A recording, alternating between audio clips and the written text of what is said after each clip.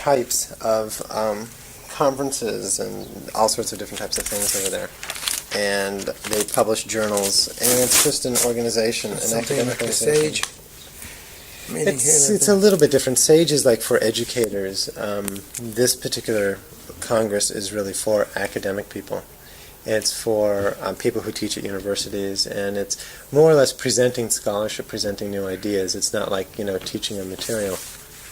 And what basically happens is that they get over 800 different people that come in from around the world and present papers. And they do it once every 4 years, and they call it the World Congress of Jewish Studies. And it's held at Hebrew University.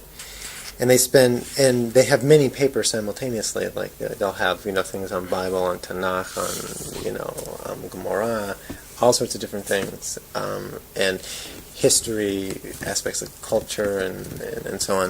And so there's one session that's for all day that's devoted to music, and they will present all sorts of things of Jewish music from all around the world.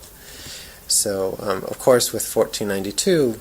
1992, 1492, the year of the Sephardim, they always like to get Sephardic things, so they were very interested in this per se. And it's really largely just going to be other music scholars who will be there, people who study Jewish music, and students and things. I attended the conference there and the concert in Tel Aviv, representing this community. I think it was in August of last year. So I remember last summer you were telling me about that someone was going to go. Already? No, you didn't go. I think you were thinking of not going. I wasn't going to go. Actually, it was really the last 2 hours before the plane left that I was talking to into taking off and to join. Who talked you into it?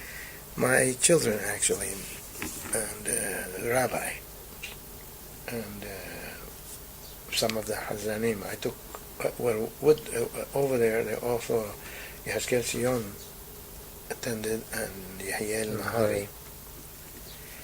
And Yehiel Nahari more wanted me to be there very much, because I spent a lot of time with him, with Yehiel Nahari. He's a fine singer. Mm-hmm. He has to be trained as a Hazzan. He's a fine singer. But they're eccentric. And then before, because I actually engaged him as a Hazzan in the community, and I think I've told you about it before. He was a young boy when I first introduced to me, and he came here to visit. And then he went back to Israel, and he was a Hazzan. He was born in Israel? Yeah. He was a Hazzan in England and a Sephardic congregation, but a very mixed congregation, not one that's, comprehensively like ours. Mm-hmm. And there was not much to the music flavor from him. He has a very fine talent. Very fine talent.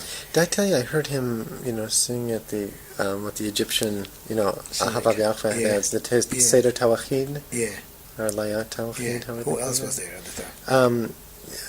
Yehezkel was also there, and Simon Shahin was there with his band, and his people. They're fine musicians, and see, it just goes to show. My granddaughter was married about 2 weeks ago, I think. Lots of time. 2 or 3 weeks ago, and of course I had Yael join me in the Sheva Berachot, and my brother David. But he delivered the last 2 or 3 berachot beautifully, really excellent. And we had Shaheen as violinist, but for the wedding he really laid an egg. He didn't know what to do. It was very. He really flopped completely. But that's not his field. Yeah. It's just not his field. Does he just not know the melodies, or? It's not his field. I mean, you have to be prepared, and you have to plan music for a wedding, for the marching, for the bride to come in, and so on. And it's not his cup of tea. It's just, I mean, he's a fine musician, but that's. See, that's why I say when I say Yael is a fine singer, but as a Hazzan, I have to keep on top of him all the time. And it takes time, like tone. You could be the finest, number one Hazzan in our type, Sephardi, in the world, and he can. Mm-hmm.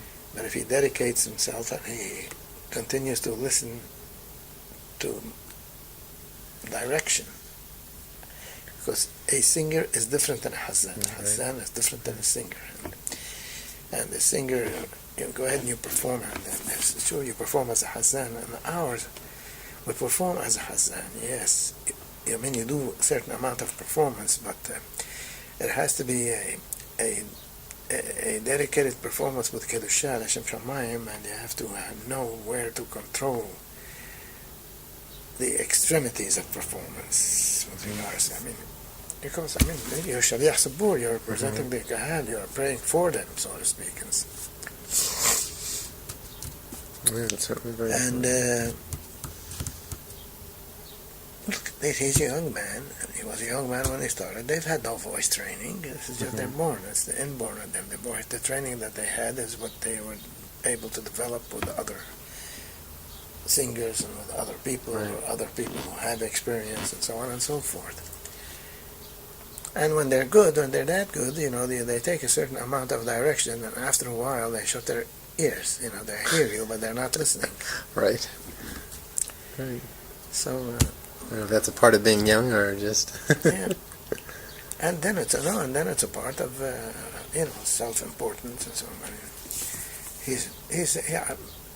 I love the way he performs. When he forgets and he sings it, actually he reminds me very much of my youth when I was a youngster. Didn't make what kind of difference what kind of an artist was present, how big a reputation they had. Once I heard a string and I got into the mood. I just forgot. I was on cloud nine. I was just singing. I didn't matter. I mean, nobody fazed me. So I didn't care. It didn't matter. I was just singing to myself. Right. He is that with him. Yesterday he was in a bad mood, and although it was not his turn to sing the principal part, Nishmat, it was the other Hazzan who was. I hired him. Originally as a third slot, and we didn't have anybody else, and it goes to importance, and everybody has supporters. No, he thinks himself as a Hazzan, and we need him. I like him, and he has a very clear voice and a high voice, but he has very limited music, very limited. So it was his turn to say Nishmat.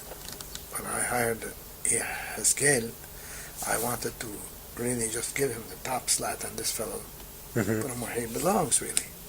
But by that time he had been already the Hazzan, the only Hazzan there for 3 or 4 years, and he wouldn't accept it, and, and he started, talking in this... and that's when Yehezkel went to Bet Torah? Yeah, I'm talking. Oh, yeah, I thought you said Yehezkel, I'm sorry. Yeah. No, Yehezkel, I hired him maybe 15 years ago.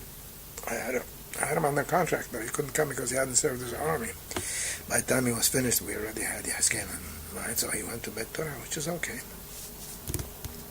But over there, it's a breeze compared to here. I mean, over here, they're man-eaters. We have 800-900 people in the place all the time, and they're uncontrollable. And our people are, we're so intimate that you can't just wield authority and say, listen, you just sit and keep quiet. Right. That we're so intimate. You're talking either your cousin or your friend or your brother-in-law.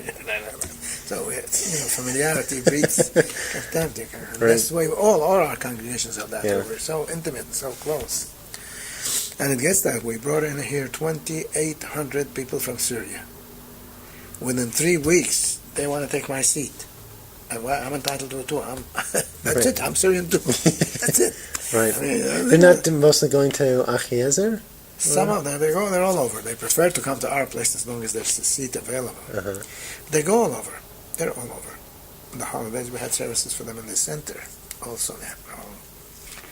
But as I say, so yesterday, and his turn was to pray Musaf. And usually, the little bit that there is in Musaf, and he performs in it, and he makes it like the Cantor, the Kedusha. It's terrific. Very low, and you can't hear them because there's talk. They're not quiet. And everybody, all of a sudden, what's the matter? And then it's her turn to pray Arabit. And he prayed Arabit. I didn't care for the Kaddish that he selected. It was not important enough a musical piece for a Kaddish. And as I always say, Kaddish has to be an important classic. And also in low voice and very fast. And then we made the Havdalah. Got in the mood. He got in the mood, and he was terrific. So, and everybody, and even friends that support him said, if I was him, I'd fire him today. He made the Havdalah. I went to them, and I didn't talk to him at all day. And he realizes why. He realizes I stayed away from him, and I didn't want him to come near me because I was disappointed. Mm-hmm. That's not professional to act like that. It is not professional. And he realizes it, and he doesn't come near me because he knows that I'm going to criticize him, reprimand him. But then he made such a Havdalah. So I bent over to my line and I said, well, I guess all is forgiven, eh? And he comes down to me. I says, I can kill you. He says, how did I end up? I says, beautiful. So I said, for you, this is for you. I only do it for you. I love you. That's for you. I love you. So people are there. He's closer to me. He says, I love you all, but no, this is especially for Mo. I love him. He is terrific. But they get eccentric. They get... in the Daf, the same thing happened to him. They become their own worst enemies. But he has a lot of talent. So how did he do at the Tel Aviv conference? Very good. First of all, they had a conference of 6 Hazanim, all Sephardim. The other 4, they can't convince me, but see, the musical director, they had a director of the music. He's a musician. He's a professional musician. He was a conductor. And he knows music, of course.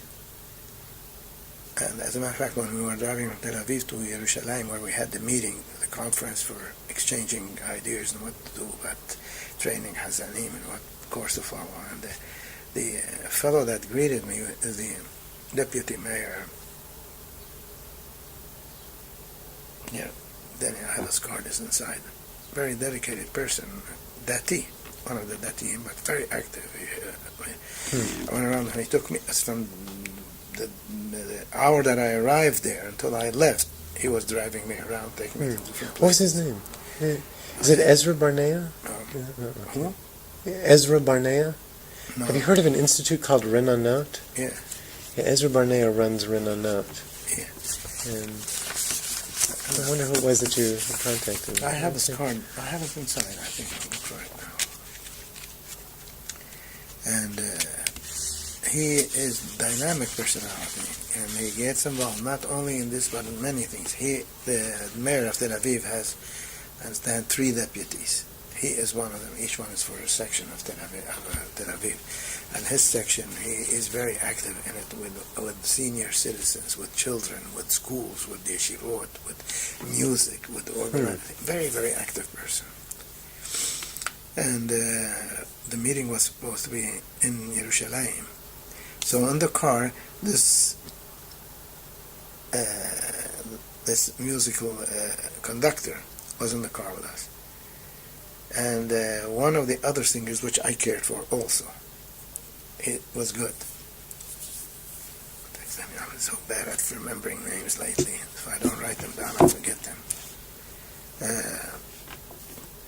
And he was in the car with us, and this deputy mayor. So I was talking. They had, for example, the Hazan of the Solomon Synagogue. Mm-hmm. That's one on West. Right, the Spanish Portuguese. Yeah. And they have one who was Moroccan. And they had another one who was, I think, Algerian. Mm-hmm. Well, I was in the front row, and many others, and there was a woman sitting next to me. Because, may I say that I'm partial to this music nonsense. My ear is tuned to music. Any type of music in the world.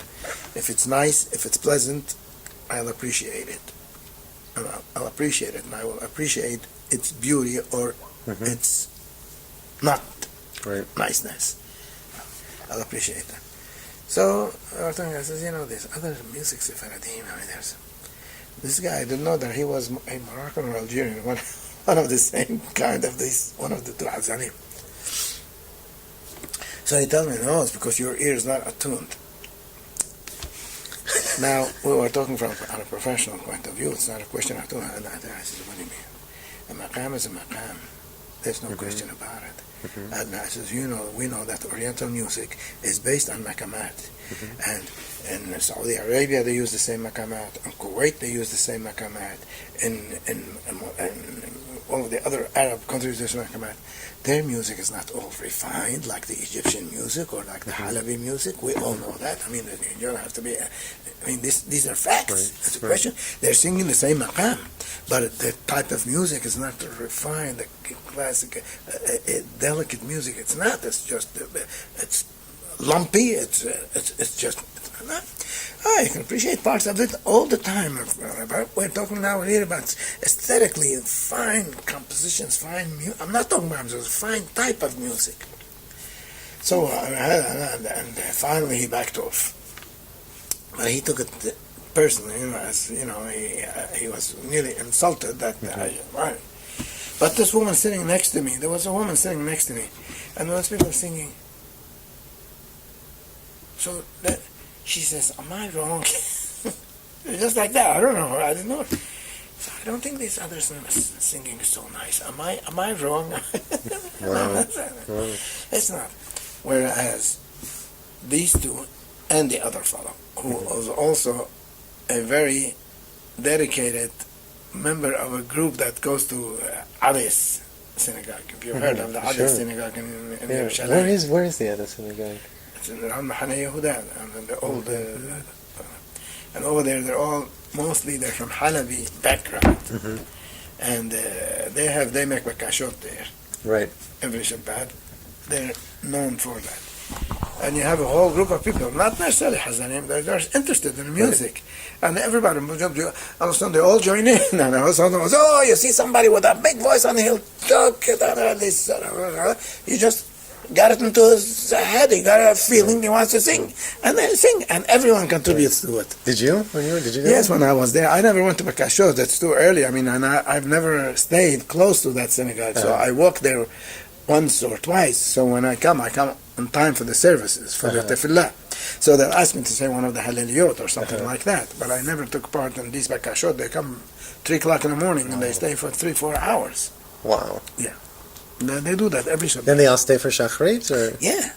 A lot of people. From there, they say yes.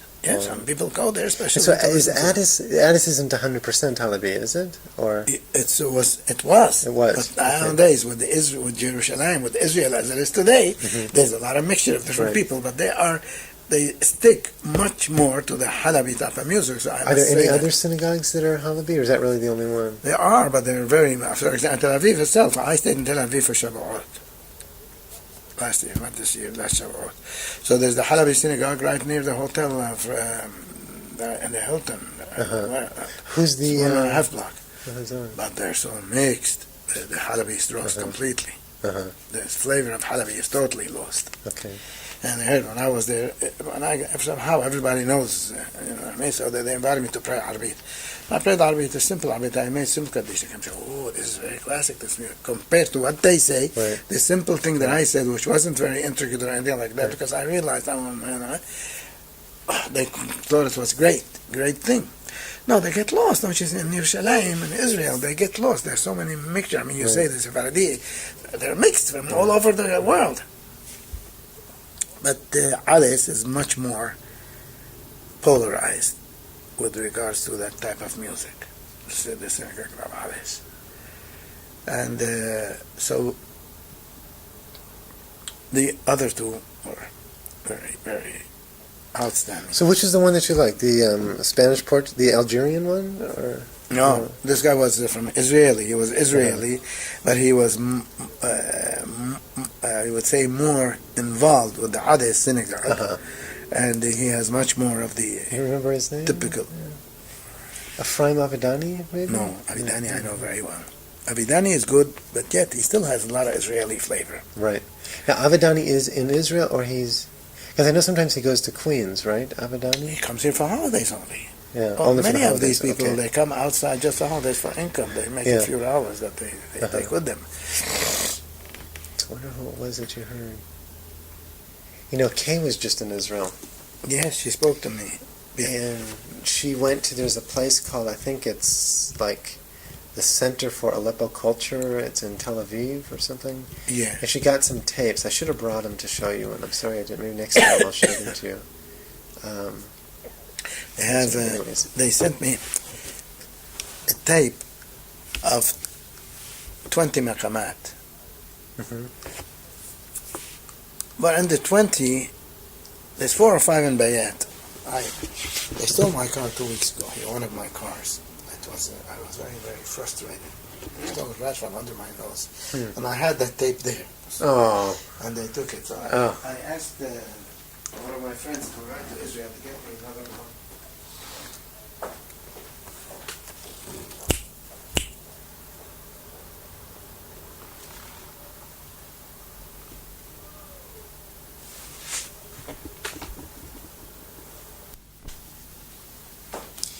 Is there anything I can get for you in Israel while I'm there? Well, if you're going there, you should look into this institution, this organization. Okay. Not the institute. Okay. They say no the Maqam. They have a tape with 20, and here they're represented here. So you want one of those tapes then? Yes. Okay. Yes. Okay. You read the notes? Mm-hmm. Sure. Okay. So here's the rust. With the 3/4 E, right. Here's the ajam. Now, here's the mahur. Which is a part of rust. Right. It's only a high, Right. a higher note. There's nawa. Right. It's called a maqam. It's not one of the 7 measures, you know that. But it is a maqam on its own. Mm-hmm. But it's very close to bayat. Mm-hmm. And here's the bayat. Muhayyar is a bayat. The form of bayat, right. But Husseini is a form of bayat. Husseini is a form of a bayat. Right. So now I have 1, 2, 3, and then nawa. Oh, the nawa is okay. Okay. Then cool. Yeah. It's not a full maqam. It's only 1 note really. And the bayat shuri. It's a bayat, but shuri. All again. I can't read the notes. I've never learned. I'm not interested. I should be. But at this stage, I'm not going to bother my mind to it. Bayat shuri. It's just a little different note. That's all. It's a bayat, but it's a bayat. So there's here, but there's 5 of the maqamat when they specify here as maqamat in the bayat family. Then Nahwan, of course. Right. Nawasir. I challenge anybody that does not play an instrument to be able to tell the difference between Nawasir and Nahwan. Yeah, well, the difference is that the sharp note here, that it has a little bit of a Hijaz flavor almost, Okay. right? Yeah.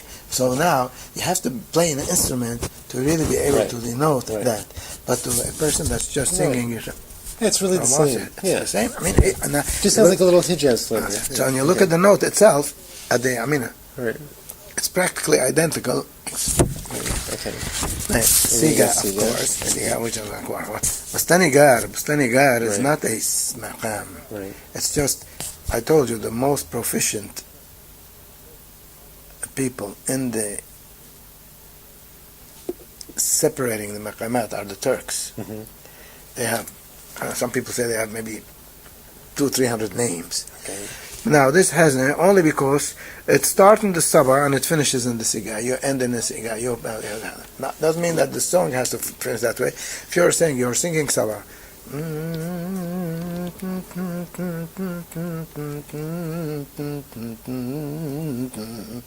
I started in the Sabah and I wound up in Siga. Right. So they have a name to it, that Maqam. Bustanigar. Okay. Hijaz, which Hajaskar. There's another maqam. They call it maqam. Mm-hmm. Yeah, how are you going to do that? That's only one way of just going down a little bit lower than when you start in the Hijaz itself to make it a Hijaz car. Saba, Ushaq, Suzinak. These are names that are adopted from the Turks. Isn't that also from Ross? Do you know Oh, it's from Ross? It's close. Yeah. Negriz. Right, Negriz. Yeah. Negriz is not a maqam. I mean, it's just a little slaver. But yet, it's Negriz.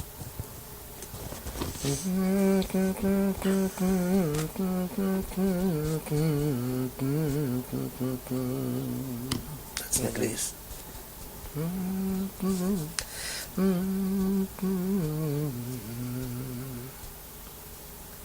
To compose, make a whole composition of that, it's really something, and it's very limited, very small.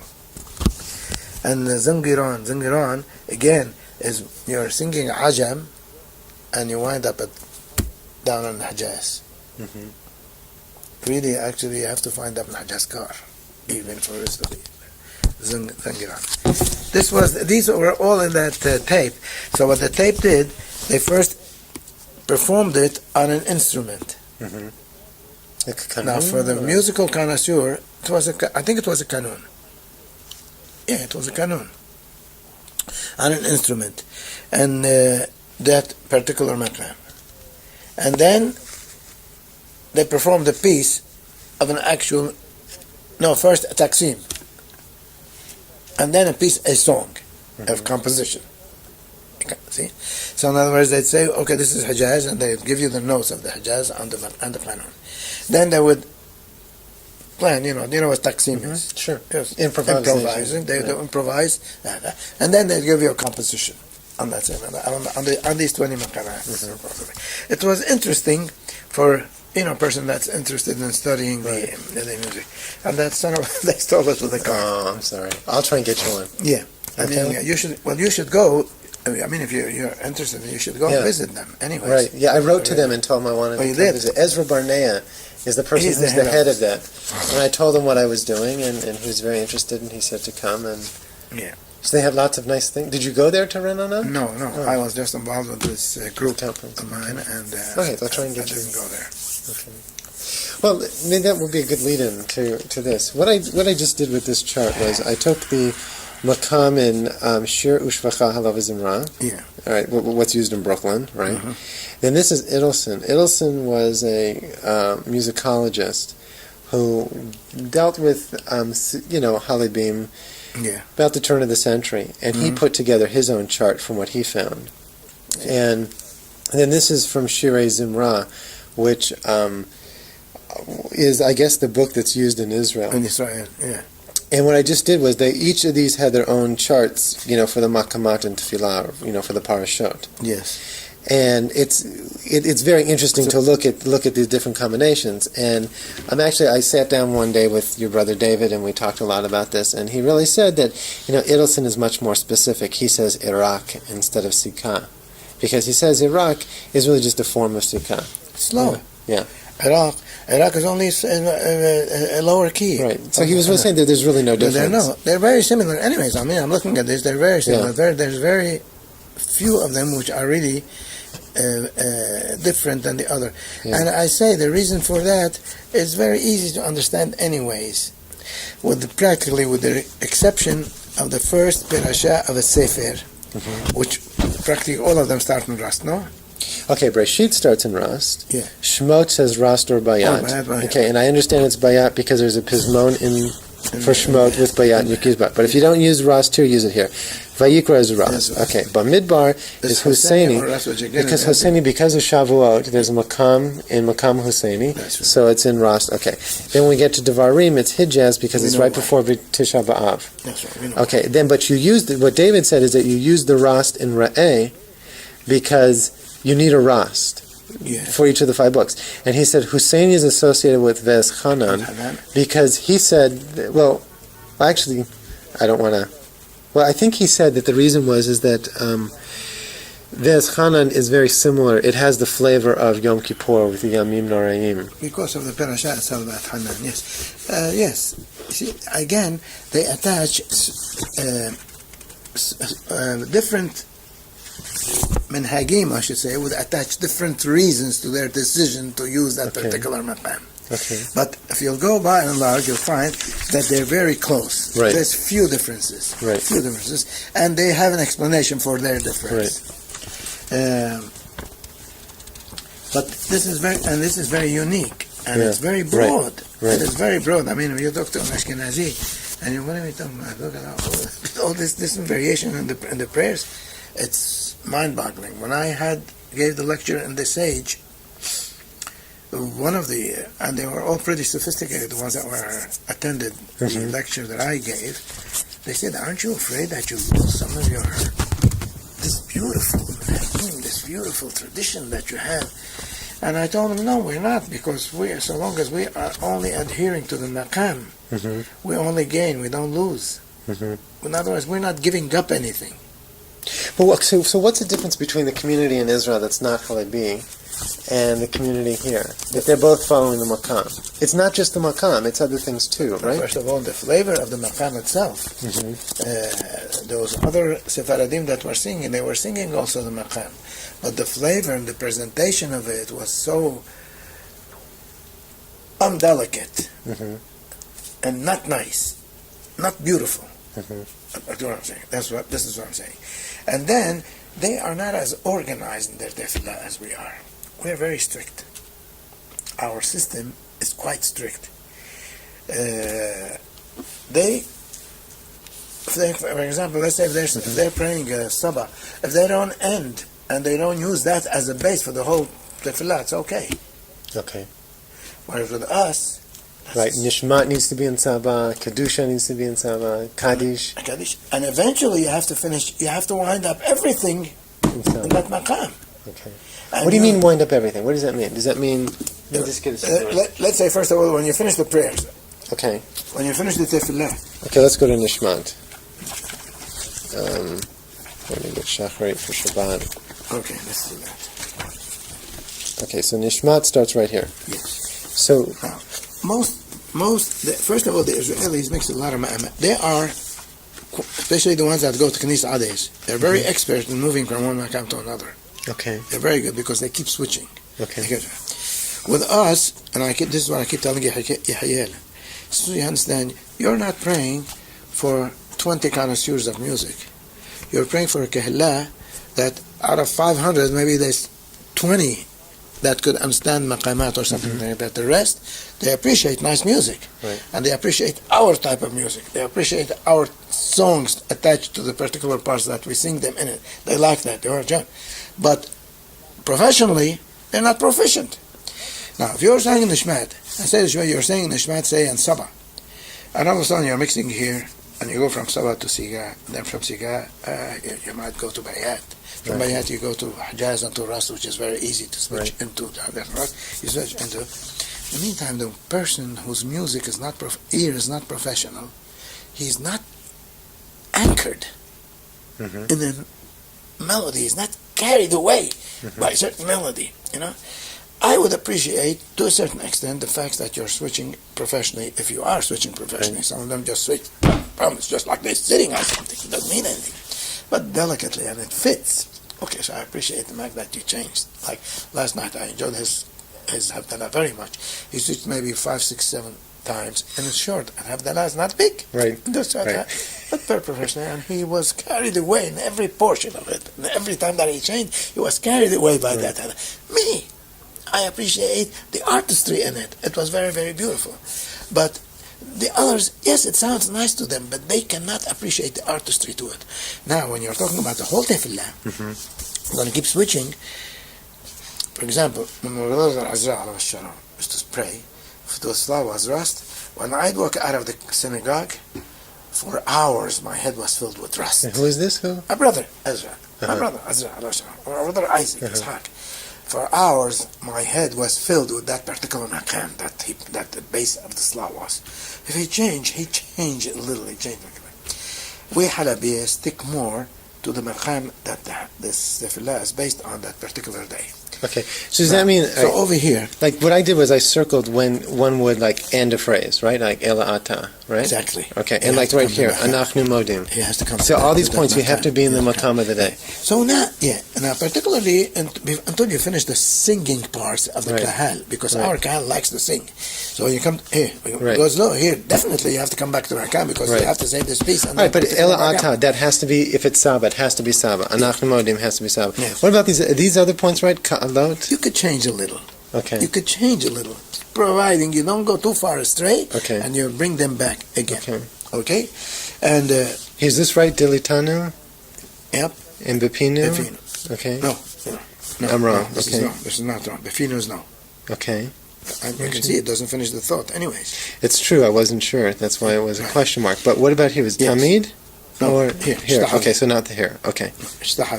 Okay. And of course here, it's taken for granted. You have to go because you have to sing the part. Okay. Again here, you usually want.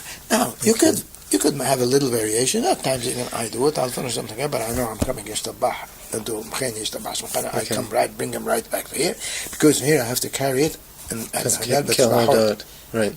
This you finish here, you have to wind up, and you have this. Then you have the Kaddish. Of course, now you're going to come to the same maqam, the basic maqam, because that's where you're going to go on to the Kaddish. Right. It's going to be the same maqam of the base of the prayers, and you start over. You have a little space to work in here. Okay. And if you want to work in another maqam, you have a little room, but don't be too far astray because you're going to come to Samihin Beisnetam, and you're going to. But usually, Hamatim, you're going to bring them back to the maqam. Okay. And needless to say, B'chol Ha'olam, of course. Okay. Because you're going to start into the Semach. Now, most of the other work is done here. Okay. Here, you have plenty of room. Now, if you're going to keep switching every 2 lines, and they do. Right. They will. They'll do. As a matter of fact, Nahari, he's used to that. At times, he finds it difficult to come back to the original maqam, and he'll say that he's done it once or twice. And when that happens, he apologizes to me. He comes to me. He comes back.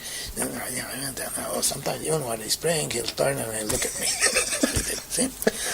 But so you can't stray too far. He gets lost. As I say, he's very musical. All of a sudden, he'll be carried away with something that is boom, and he just bangs it away. Which sounds okay. It sounds nice. It sounds very, very beautiful. But you can't stray too much away. But anyways, over here is where you have to play to work more. What happens with the kadosh, kadosh, kadosh? I mean, kadosh. You're supposed to come to a crescendo. Practically a crescendo. But now you have to prepare the kahal to come to that crescendo. Right. They say kadosh, and then you carry it. This is the way I pray. This is the Hari prays this way, and the Daf prays this way. My brothers used to pray the kadosh, kadosh, kadosh, because it becomes sort of like a dramatic portion of the saying kadosh to Hashem. Kadosh, the Malachim are saying kadosh, kadosh, kadosh.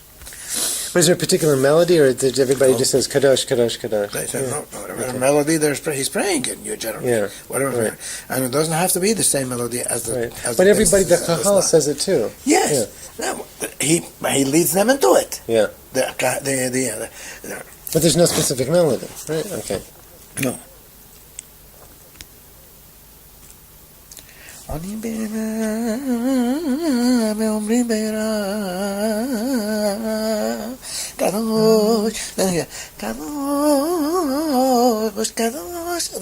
According to his mood, according to the performance, he'd say the kadosh. Then, in this, most proficient Hazzanim, no matter what maqam they're praying in, they'll touch on Sikah. Because they're coming now to the Kriyat Shema, which is in Siga. Right. Now, the proficient Hazan, he will touch on Siga or whatever it is that he wants to do, but he'll wind up over here. When it comes to this already, he's back in Siga, in the maqam of the Tefillah. By Lashon? Yeah. Ba'ava. Okay. See? Already now he's back to the maqam of the tefillah itself. Okay. If it was Saba, this is what I... And very... Then he has to change over here. No, Velashon, I'm sorry. Velashon, okay. Yeah, Velashon. And many Hazanim, and in Israel I think they still do it, the Karabtanu Malkenu, one of the other proficient singers will say the Karabtanu Malkenu in the maqam of the basic prayer of that day, not in Sika. Okay. Okay? And then Hazan repeats. I think I've seen that. See? I think And the Hazan repeats in the Baruch Atah Hashem. For example, now on Deal, okay. the Hazan that came from Israel, they're at home.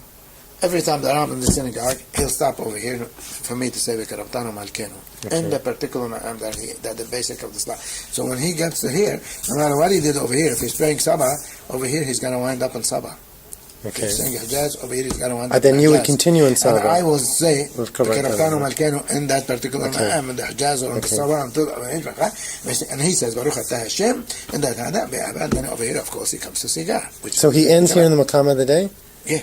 And then immediately goes to Siga with the Shema? Yeah. Okay. Okay. Then all this is in Siga? Of course, this is ta'amim. This has the ta'amim. You have to follow the ta'amim. The ta'amim are in Siga. Okay.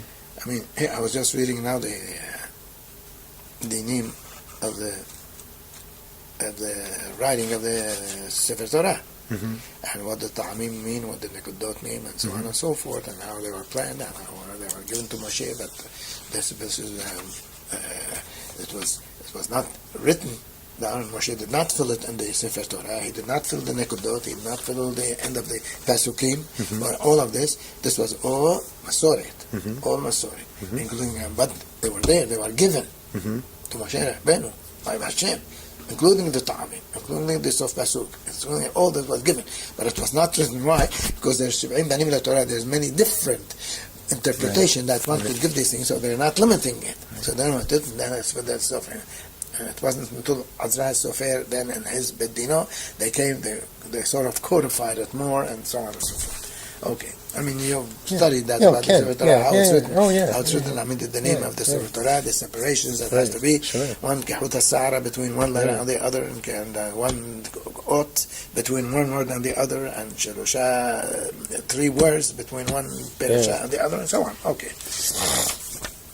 All right, so then once you get to Vayitzi... No, see, that's all. Once he says,